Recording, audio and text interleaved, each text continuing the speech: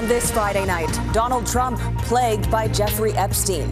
The Wall Street Journal obtains a letter allegedly from the U.S. president to the convicted sex offender. Plus, Trump threatens to sue while promising more files from the case of his one-time friend. Colbert canceled. The network will be ending The Late Show in May. A late-night staple suddenly axed. Was the decision financial or political as Trump's shadow looms? Canadian politicians targeted. People thought it was okay to harass me when I was out with my kids. How threats of violence escalated against the former prime minister and his cabinet. Plus, the grim wildfire situation across Canada and the warning it's about to get worse. Global National. Reporting tonight, Tracy Tong. Good evening and thank you for joining us. The U.S. president is doing what he can to distance himself and downplay any link to the Epstein files. Today, Donald Trump instructed his attorney general to seek the release of more evidence and threatened a lawsuit against the Wall Street Journal for yesterday's bombshell report claiming Trump penned a lewd letter to convicted sex offender Jeffrey Epstein, celebrating Epstein's 50th birthday. Trump says the letter is fake, but it follows a week of turmoil that has fractured his own hardline base. Jackson Proskow has our top story tonight. Why not go further than just unsealing? Suddenly, President Donald Trump is changing his tune, ordering the release of grand jury testimony in the case of convicted sex offender Jeffrey Epstein. Grand jury testimony is secret by law for a reason, because victims' names and other identifying information is often contained in the information. The attempt to defuse this political grenade came after a week of Trump insisting there was nothing to the rumored Epstein files. It's pretty boring stuff. I know it's a hoax. It's started by Democrats. These files were made up by Comey. They were made up by Obama. That all changed Thursday after the Wall Street Journal reported Trump had sent a bawdy letter to Epstein for his 50th birthday in 2003. The Journal says the typewritten letter was framed by the outline of a naked woman hand-drawn with a heavy marker and included the message, "Happy birthday, and may every day be another wonderful secret." In a series of angry posts on social media, Trump said the paper printed a fake letter, adding, "These are not my words, not the way I talk. Also, I don't draw pictures." In fact, Trump has a public history of providing doodles to charitable auctions. Trump went on to threaten legal action against the paper and its owner, conservative media mogul Rupert Murdoch. "I'm going to sue his ass off," Trump wrote. A judge will make the final decision about releasing grand jury testimony. That could take months and won't reveal all of the evidence. It will only present a small slice of what went on in order to obtain the indictment. It certainly will not tell the whole story of the investigation. But the wait could buy Trump precious time to defuse the explosive story as his presidency faces an unprecedented crisis of credibility. Polls show just how dangerous the Epstein story is for Trump. One survey found just 17% of Americans are happy with his handling of the issue, while his overall approval rating has sunk to a new low of just 42%. Tracy? Okay, Jackson Proskow in Washington. Thanks, Jackson. And later in the newscast, why President Trump is happy about the end of a late-night staple and the reason behind a cancellation many are questioning. Here at home, government officials provided an update on the wildfire situation across this country today, saying it's already one of the worst on record and is expected to deteriorate even further. Wildfires have already torched twice the area burned this season compared to the average for the past decade. Tonight, 561 wildfires are burning. Heat warnings persist in the Northwest Territories, and air quality poses a major concern for communities across the prairies. Neetu Garcha reports on the extreme conditions. Aerial crews drop water on an out-of-control wildfire that's damaged multiple cabins on the East Coast, including those owned by friends and family of the man who filmed this video.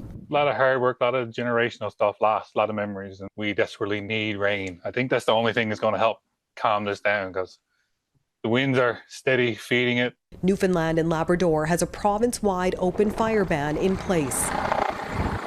In Saskatchewan, a group of Mexican firefighters has arrived, and Nova Scotia plans to send resources to the region this weekend. Fire forcing the closure of a key highway, with officials allowing only essential traffic and supplies through.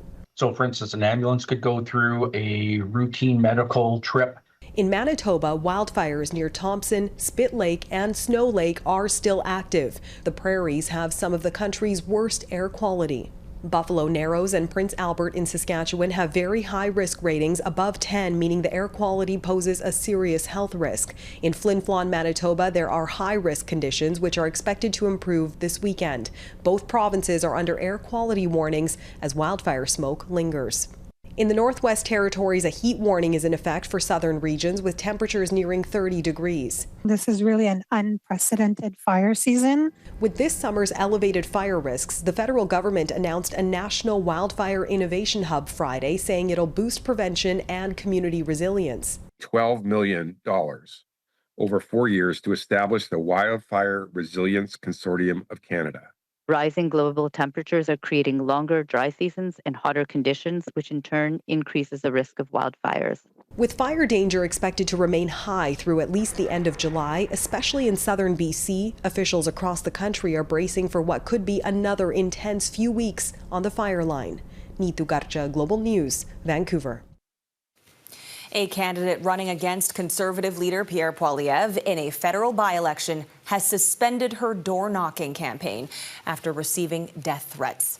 Sarah Spanier says she will limit her campaign to public events and online voter contact. It's the latest incident in a growing trend of threats against Canadian politicians. And tonight, there is new data that highlights the rapid increase, with a significant surge coming under the last Liberal government. David Aiken has more. The first big wave was sparked by the carbon tax. When we announced carbon pricing, and this was in 2018, there was a massive spike in attacks against me online.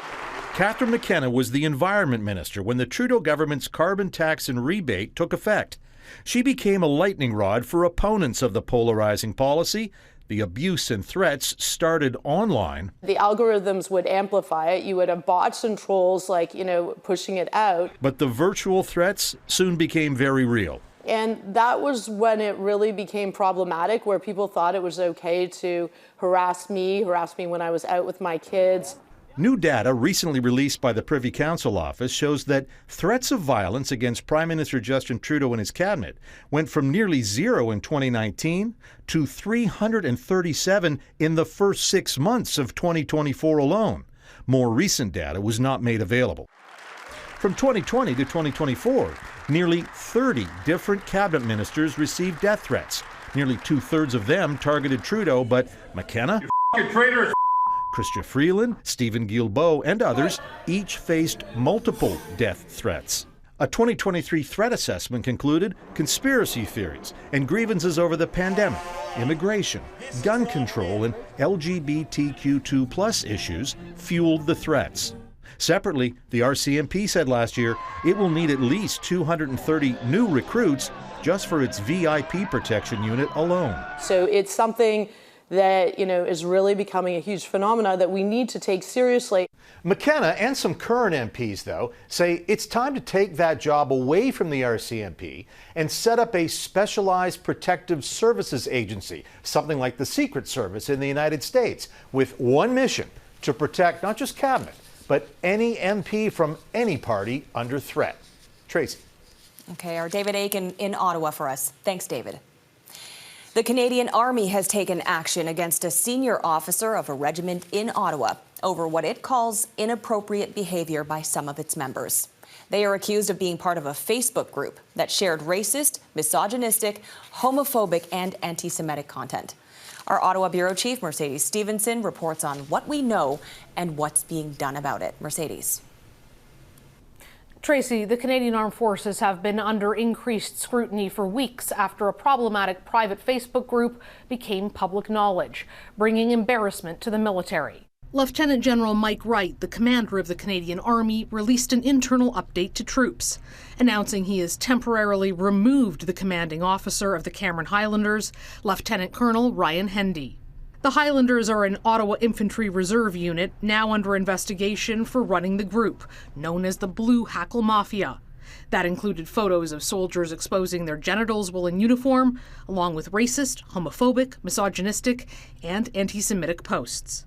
In his statement, Commander Wright said, "I expect the chain of command across the Canadian Army to deal immediately with any inappropriate behavior."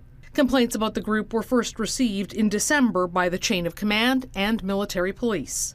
The military has not disclosed how long the Cameron's top officer knew about the group's existence. Sources say the Army commander was outraged when he learned about the group from a journalist instead of his own chain of command. Wright wants to send a clear message to troops and their commanders about accountability. An important public signal, as Professor Megan McKenzie, an expert in military culture, says the bad behavior could affect the military's ongoing retention and recruitment efforts. I think when these kinds of stories come out, potential recruits look at the Canadian Armed Forces and realize this isn't the kind of workplace they want. McKenzie says the fact the group operated since at least 2007 is evidence the military has more work to do on the culture front. While sources tell me that many in the military are eager to focus on warfighting abilities, this is a reminder that both aspects still need work. Tracy? Mercedes Stevenson in Ottawa, thank you. An Alberta mother is making a plea after her medically fragile son was exposed to measles. Cases are climbing quickly across Canada.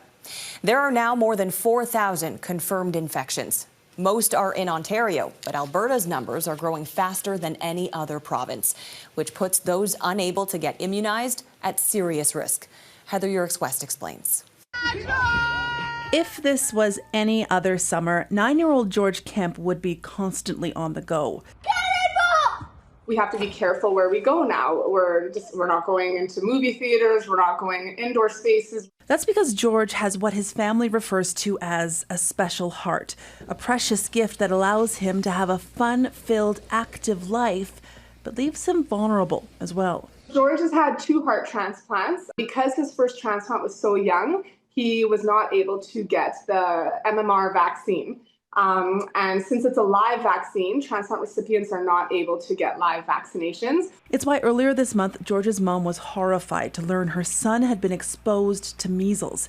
It happened in the hallway at Edmonton's Stollery Children's Hospital. The problem with measles is that it is so very contagious that it will find the susceptible people and infect them and continue to spread because, it's got a 90% attack rate. Because of his fragile health, George was given a 3-hour IV treatment in a bid to boost his immunity while he navigates the 21-day incubation period. It's been definitely a bit anxiety-ridden this month, just waiting and hoping that nothing happens. For children, especially immune-compromised ones, the complications from measles can be severe, risking hospitalization and even death. I hate to say it, but just, based on the numbers historically, it's just a matter of time before we start to see severe outcomes, either encephalitis, ICU admissions have already happened, and deaths are something that would be expected once you get into the thousands of cases. Getting vaccinated isn't always just for you as well. It really affects the people around you who can't get vaccinated.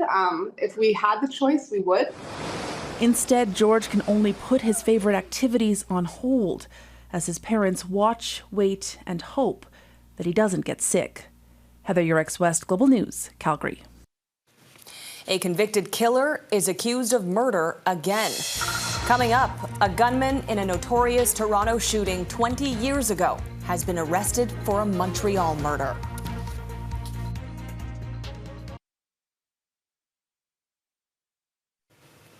Two murders 20 years apart are connecting Canada's 2 biggest cities. A man was gunned down in Montreal Tuesday, and the suspect was only recently released on full parole for his part in a high-profile shooting in Toronto in 2005. Jeff Semple connects the cases and the calls for more accountability for violent criminals. Jeff. Well, it was 20 years ago at this spot, just up the street from Canada's busiest shopping centre on Boxing Day, one of the busiest of the year, that a shooting shocked the country. 15-year-old Jane Kreba was out with her family on Boxing Day 2005 when she was caught in the crossfire. A shootout between rival gangs left the teenager dead and 6 others hurt. One of the gunmen convicted of her shooting, now 43-year-old Jeremiah Valentine, was released on full parole back in January.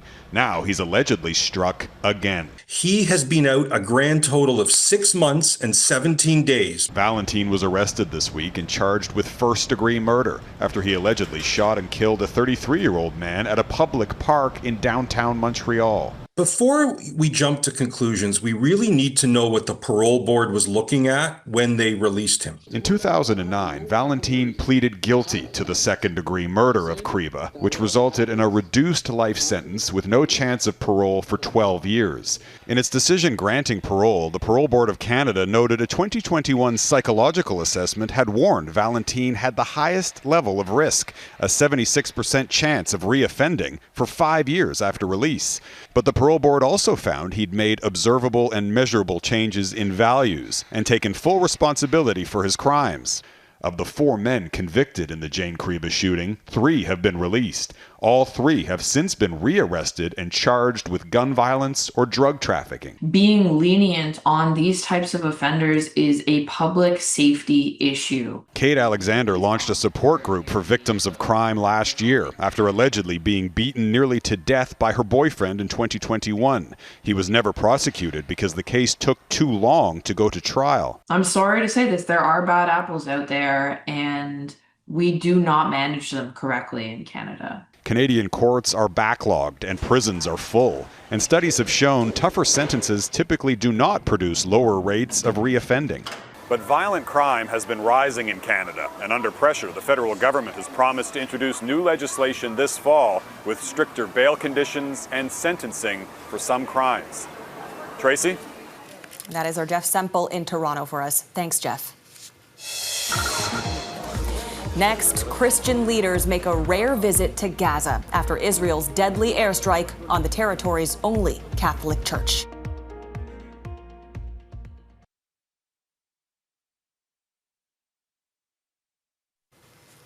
Israel has granted rare access to Gaza for 2 senior Christian leaders following a strike that killed 3 people at the territory's only Roman Catholic church. Leaders from the Catholic and Greek Orthodox Church visited the Holy Family Church 1 day after the Israeli shelling, which grew global condemnation. Israel has blamed stray ammunition for the strike. Necessary to be here, as you said, physically, to show that you are not neglected, not forgotten, and we'll do everything in order to be always close to you and to support all of you. Church leaders visited some of those injured in the strike and delivered food and medical equipment. During a call with Israeli Prime Minister Benjamin Netanyahu today, Pope Leo renewed calls for a ceasefire and raised alarm over Gaza's worsening humanitarian crisis. The European Union has imposed another round of punishing economic sanctions against Moscow. The sanctions target the Kremlin's energy and military intelligence sectors and includes a new oil price cap. They come as European nations begin purchasing U.S. weapons bound for Ukraine, following a new deal between the U.S. president and NATO's chief this week. Police in Brazil raided the home and political headquarters of former President Jair Bolsonaro today. The crackdown follows allegations Bolsonaro sought help from U.S. President Donald Trump to interfere in his ongoing coup trial. The former head of state has now been placed under a curfew and ordered to wear an ankle monitor over fears he may flee while awaiting trial. I'm not being replaced. This is all just going away. Colbert canceled. Next, the reasons and reaction to the end of the planet's most popular late-night comedy show.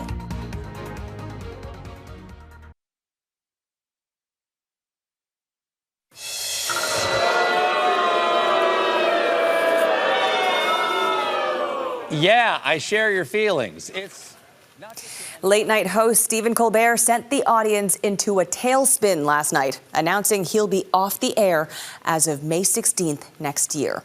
CBS is officially pulling the plug on The Late Show, which also airs here on Global, just days after Colbert ridiculed parent company Paramount for its $16 million settlement with President Trump. As Mike Armstrong explains, the timing has many casting doubt. Oh, hey, everybody. The Late Show opened Thursday night, not with the usual monologue, but with an announcement. The network will be ending The Late Show in May. And Stephen Colbert has been at the helm of The Late Show since 2015. He spent most of the time since on top of the late night wars. In the last U.S. ratings, he averaged 2.4 million viewers, far ahead of Jimmy Kimmel on ABC and more than double Jimmy Fallon on NBC. But it's the leader being cut by CBS. I make very nice. The reason, according to the network, is that advertising for the time slot is drying up. In a statement, it says this is purely a financial decision against a challenging backdrop in late night. It is not related in any way to the show's performance, content, or other matters happening at Paramount. Now, that last part is something many are pointing at. It's bad. From Hollywood heavyweights to commentators. It's not even like they're trying to hide the main purpose of it. Colbert's cancellation comes as CBS's parent company, Paramount Global, is merging with another company, Skydance Media. That $8 billion deal needs to be approved by regulators. Well, CBS. And indirectly, the Trump White House. Well, CBS recently settled a lawsuit with Donald Trump over a 60 Minutes segment from the election. It paid $15 million in a settlement many say was meant to make the merger's approval smoother. Colbert has been a fiery critic of Trump's for years, and just this week went after his network. Now, I believe this kind of complicated financial settlement with a sitting government official has a technical name in legal circles. It's big fat bribe. Because the president reacted on social media, posting, "I absolutely love that Colbert got fired. His talent was even less than his ratings. I hear Jimmy Kimmel is next." Well, what's next for Colbert will be something to watch. What? With his last 10 months counting down, one of Trump's most cutting critics might not be holding back. Mike Armstrong, Global News, Montreal. And that is Global National for this Friday. I'm Tracy Tong. Tonight's Your Canada showcases St. Andrews, Manitoba, Richmond, BC, and Lunenburg, Nova Scotia. Thanks so much for watching. Have a great night.